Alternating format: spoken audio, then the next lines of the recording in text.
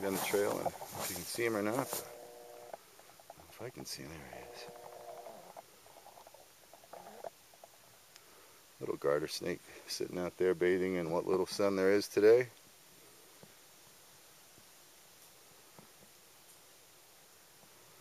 So we won't bother him, we'll let him rest. Oh, there he goes. I scared him, sorry dude. I wasn't going to bother you. We'll keep going. Another good reason not to be a ground dweller. You sleep off the ground, the snakes aren't sleeping.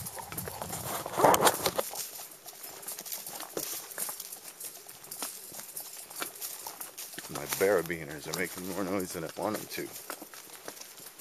I might have to stop someplace and strap those off. There's a little downhill for us.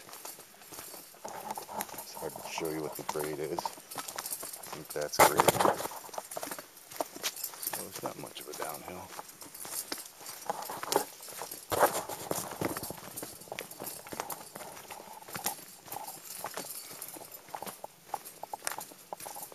Hopefully the audio and the video on this camera is better than the last few videos that I've had. I didn't spend a huge amount on this camera, but I spent enough to hopefully make them better. Chipmunks are playing like crazy. Very quiet in here. I didn't expect it to be quite so quiet, but that's a good thing, boy. I'll tell you one thing, if you needed to eat, there's a lot of squirrels and birds around this section.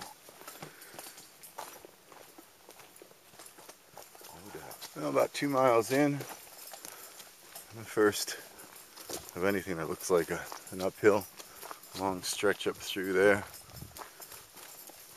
Slight grade, easy walking. I think this whole trail is going to be relatively easy.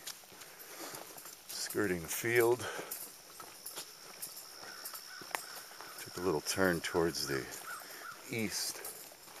So probably heading southeast right now. Here's a neat section. Come up. I just climbed up that little grade I was talking about. Just climbed up the little hill. Please close gate.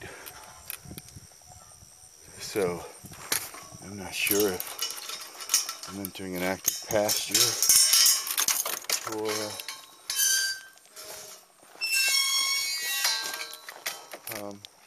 just a field. Oops. Very difficult to do with half a hand. Let's see if I can do it. I probably can't. Alright, it's locked. So anyway, I'm coming up on top of a field. Looks like a high point elevation on the trail.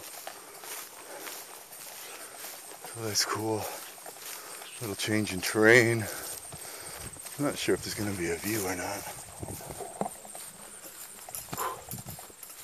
So I'm up on the open field, a mile or two in.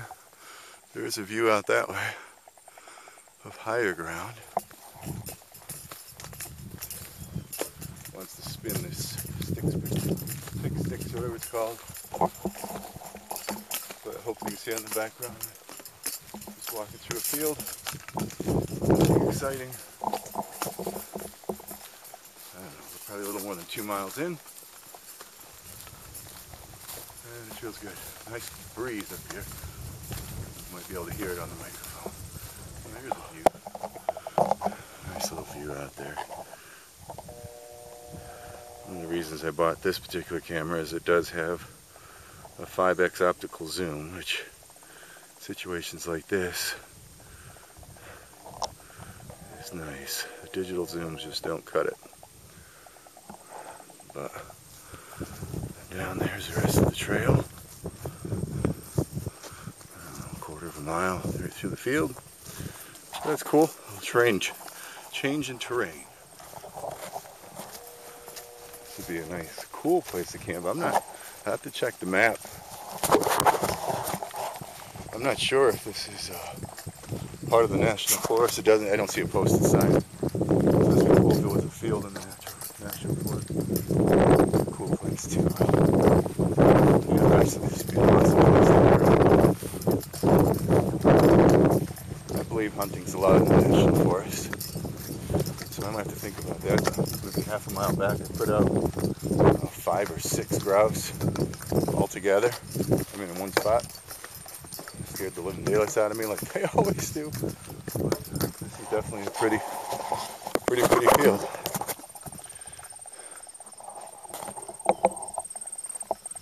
I'll give you a 360-degree view. Just like they do it on YouTube. It's pretty cool.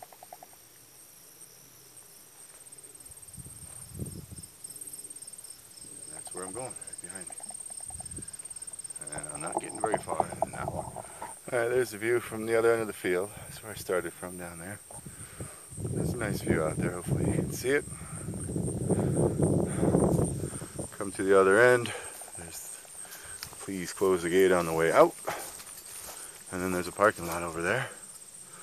So I'm not sure what road this is. It's the second road. It's not labeled, but it should be about 2.5 miles in, according to the last sign. I just crossed, right? I came across the field. This is where the Interlochen Trail and the Nantan-Tacto Trail split.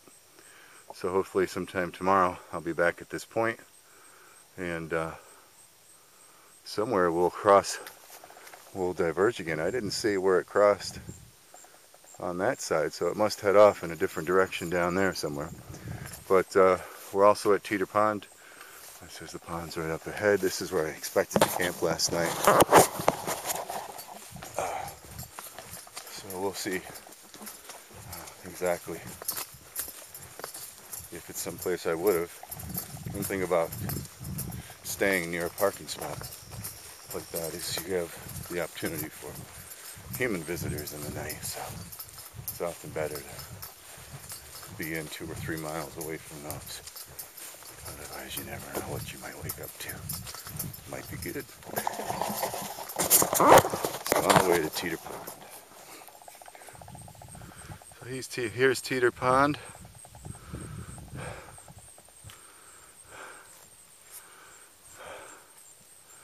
I would hope that there's water someplace else besides this.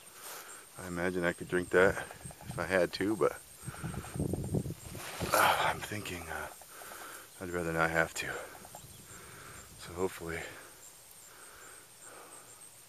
I'll find some. So far I've gone past 2 dry creek beds, so there's absolutely no water from Parmeter to here. That's for sure.